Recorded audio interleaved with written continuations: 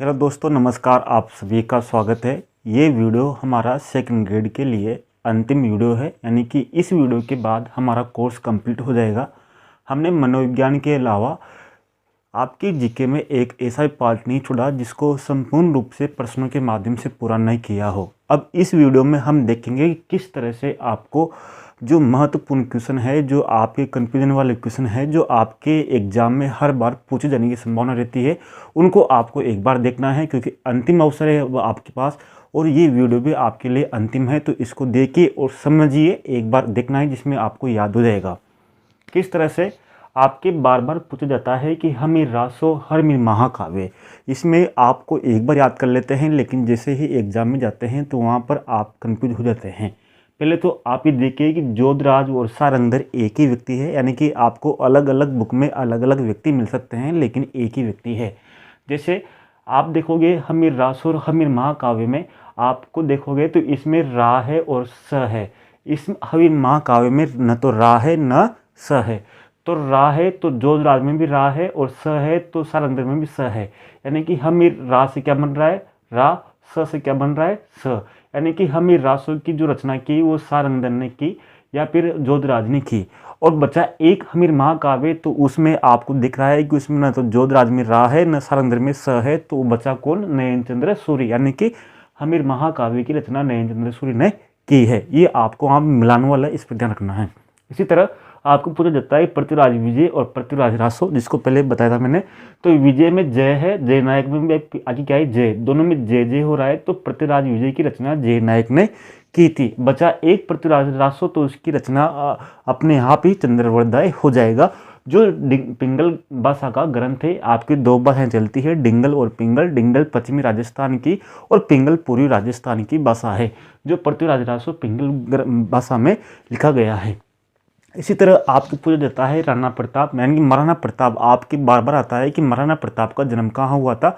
बहुत सी बार आप पढ़ते हो गोगुंदा, बहुत सी बार पढ़ते हो कुंभलगढ़, आपको कंफ्यूज होता है। तो आप एक बात ध्यान रखना कि प्रताप का जो नाम था बचपन का, वो नाम था कीका। क से क्या हो रहा है, कुंभलगढ़। कुंभलगढ़ यानी इसमें भी क, उसमें भी क, यानी कि कीका का जन्म कहाँ हुआ था, कुंभलगढ़ में हुआ था। आपके महाराणा प्रताप वाला टॉपिक है जो आपके बार बार पूछा जा रहा है। एक तो महाराणा प्रताप का और राणा सांगा का। महाराणा प्रताप के जो हल्दीघाट का युद्ध हुआ उसमें कौन कौन लड़े थे, और राणा सांगा का जो बाबर से युद्ध हुआ उसमें कौन कौन लड़े थे, कौन कौन ने भाग लिया, इसको जरूर आप ध्यान रखना, क्योंकि आपके बार बार ये एग्जाम में क्वेश्चन पूछा जा रहा है। और दूसरी बात, जो 500 प्रश्नों की जो PDF है उसमें ये सबको हम ऐड कर देंगे आज। जो पहले अपने 2-3 PDF थी वो ऐड ही कर दी। तो पहली बात तो आप ये ध्यान रखिए कि पहले आपके न तो वो, क्योंकि बहुत से बच्चे कह रहे हैं कि सर हमें प्रिंट ले सके, हम डाउनलोड कर सके, तो न तो वो आपके डाउनलोड होगी न प्रिंट होगी। डाउनलोड होने का मतलब है आपके मोबाइल में सेव होना और उसको शेयर करना। भले आप नहीं करें, लेकिन कोई न कोई तो कर ही देता है, क्योंकि हम आने वाले समय में उसमें और PDF जोड़ते जाएंगे, क्योंकि हमें लगता है कि हम 99 में हम आपको बेस्ट से बेस्ट देना चाहते हैं। जैसे जैसे हमारे पास अच्छी PDF तैयार होगी उसमें ऐड करते जाएंगे। लेकिन अभी आपके एग्जाम की दृष्टि से हमने उसमें इतनी अच्छी, यानी कि बिल्कुल शॉर्ट 500 क्वेश्चनों की PDF, बिल्कुल उसके आसपास से बनने वाले क्वेश्चनों की हमने उसमें सेट कर दी है, ताकि आप उनको पढ़ते रहिए। और आपके ओपन होने में 1 या 2 मिनट का समय ले सकती है, इसके लिए हम क्षमा प्रार्थी हैं, क्योंकि आपके लिए हमने इतनी व्यवस्था कर दी, वही बहुत बड़ी बात है। क्योंकि अभी इतनी जो जल्दीबाजी में जो जितना किया वो आपको देने की कोशिश कर रहे हैं। बाकी आगे देखिए, रामगढ़ और राम गोपाल पोद्दार। रामगढ़ यानी कि राम गोपाल, दोनों में र है, और इसी तरह आपके स है दोनों में, यानी कि सेठों की नगरी भी कहते हैं रामगढ़ को, और इस रामगढ़ में सेठों की छतरी भी है। राम गोपाल पोद्दार यानी कि शेखावटी संभाग की सबसे बड़ी छतरी भी मानी जाती है।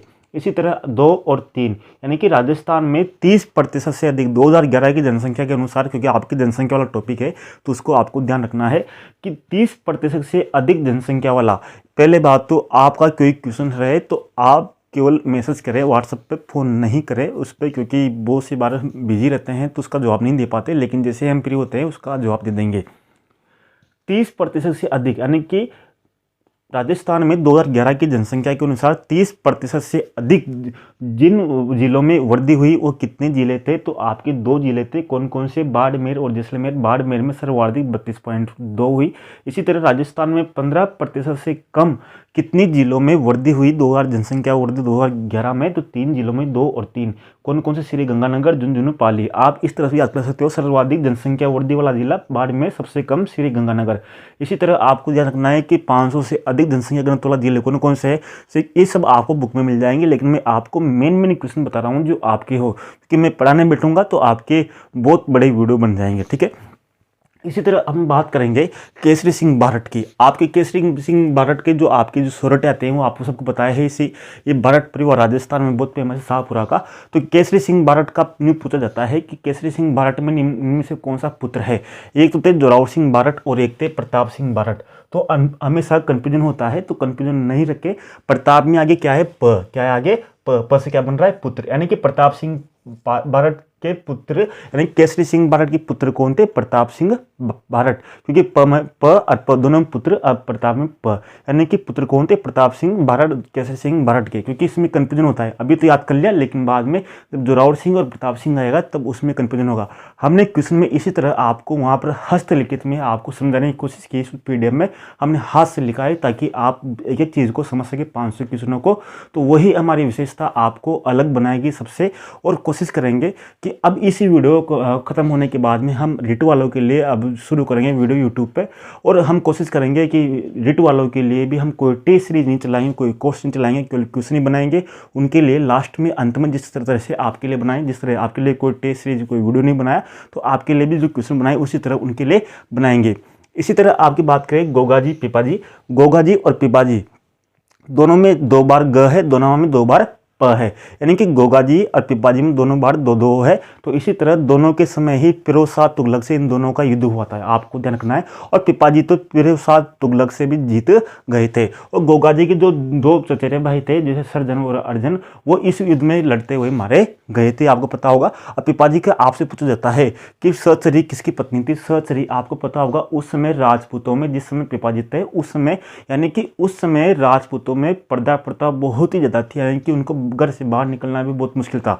लेकिन पिपाजी की जो पत्नी थी सचरी, पिपाजी ने अपनी पत्नी को आजीवन बिना पर्दे के रखा, यानी कि उनको कभी भी घूंघट लेने नहीं दिया। इस कारण सचरी बहुत फेमस थी, पिपाजी की पत्नी थी। और पिपाजी ने ही एक नए वर्ग का जो जन्म दिया, उसका नाम था श्रमिक वर्ग। ये आपके 7वीं किताब में ऐसे कैसे छिपाए हुए हैं, राजस्थान अध्ययन जो है आपके समाज विज्ञान के में। तो आपके पिपाजी की पत्नी कौन थी? सचरी और श्रमिक वर्ग का इन्होंने जन्म दिया था। दोनों में सस है, तो श्रमिक वर्ग और सचरी इन्होंने पतन दिया था। आपको पता है जो गागरोन है राजस्थान का जलदुर्ग जो आपके जलावाड़ में है, तो वहाँ पर इनके अभी भी वहाँ पर छतरी बनी हुई है, यानी कि उनका जो आश्रम है वो अभी भी वहाँ ही है। इसी तरह आपकी बात करें जैसे बाल मुकुंद बिस्सा जो राजस्थान के जतिन दास भी कहलाते हैं, यानी कि भूख हड़ताल के कारण इनकी मृत्यु हो गई थी। जिस तरह भारत में जतिन दास की सबसे कम आयु में भूख हड़ताल से मृत्यु हो गई थी, उसी तरह बाल मुकुंद बिस्सा की राजस्थान में भी भूख हड़ताल से मृत्यु हो गई थी। इस कारण इनको जतिन दास कहते हैं। लेकिन आपको क्या याद रखना है? चरगा, यानी कि चरगा से चलाकर हम ही खद्दर यानी खाद्य बनाते हैं। और खाद्य का निर्माण किस लिए किया जाता है? बिछाने के लिए नीचे, यानी कि चरखा से खद्दर का निर्माण जो बिछाने के काम आता है। यानी कि चरखा से चरखा संघ, खद्दर से खाद्य भंडार की स्थापना किसने की? बिसाने से बिस्सा।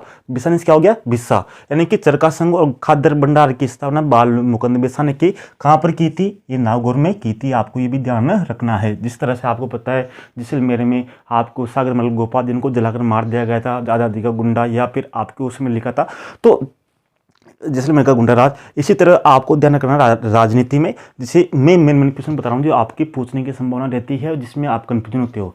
जैसे आपको पता है कि लोकसभा और राज्यसभा में अंतर है कुछ चीज़ों में, जैसे धन विधेयक या वित्त विधेयक लोकसभा में ही प्रस्तुत किए जाते हैं, राज्यसभा में नहीं। वही, लेकिन आपको एक चीज़ जरूर ध्यान रखनी है, कक्षा 11 की जो आपकी संविधान की बुक है उसमें दिया हुआ है बिल्कुल स्पष्ट रूप से कि राज्यसभा को, यानी कि आपके क्वेश्चन आएगा कि उपराष्ट्रपति को हटाने का प्रस्ताव किस सदन में प्रस्तुत किया जाता है। यानी कि पहले किस सदन में प्रस्तुत किया जाता है, लोकसभा में या राज्यसभा में या दोनों में ही। तो आपको बता दूं कि उपराष्ट्रपति का हटाने का प्रस्ताव केवल पहले राज्यसभा में ही प्रस्तुत किया जाता है, न कि लोकसभा में। लोकसभा में प्रस्तुत नहीं किया जा सकता।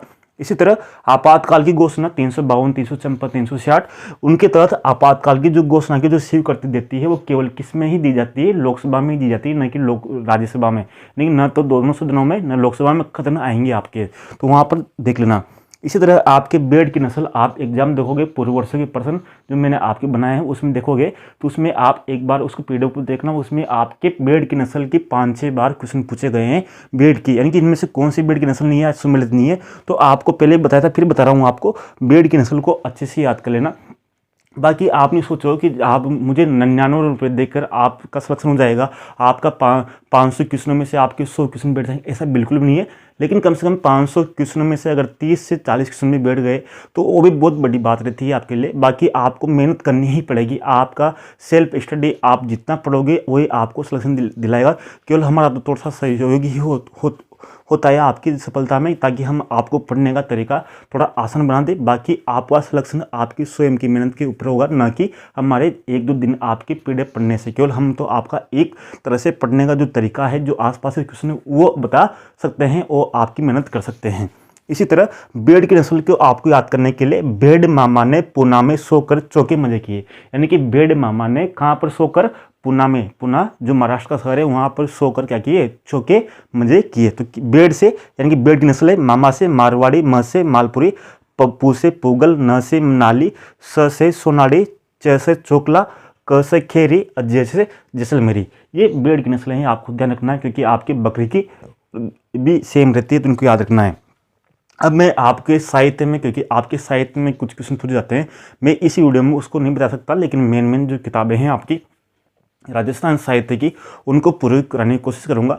बाकी अब मैं जो शुरू करूंगा रिट का जो मुख्य परीक्षा के लिए जो सिलेबस, उसमें अगर आपके समय रहे तो उसको भी आप देख सकते हो, क्योंकि मैं उसमें विस्तार से शुरू करूंगा पढ़ाना, ताकि आपके उसमें भी काम आ जाए। अगर आप उसको रिट के भी देना चाहते हो तो फिर विस्तार से मैं उसको करूँगा, लेकिन शॉर्ट रूप में देख लीजिए। आपको याद करने के लिए जो महत्वपूर्ण पूछी जाती है, जैसे जो बोलते हैं ना, कुल का उद्धार कर दिया, कुल का उद्धार, कुल यानी कि कोयलमाला, और उद्धार यानी कि उद्बोधन सूर्य, यानी कि उद्बोधन सूर्य ने किस ग्रंथ की रचना की, कोयलमाला की रचना की, यानी कि कुल का उद्धार से उद्बोधन सूर्य और कुल से कोयलमाला।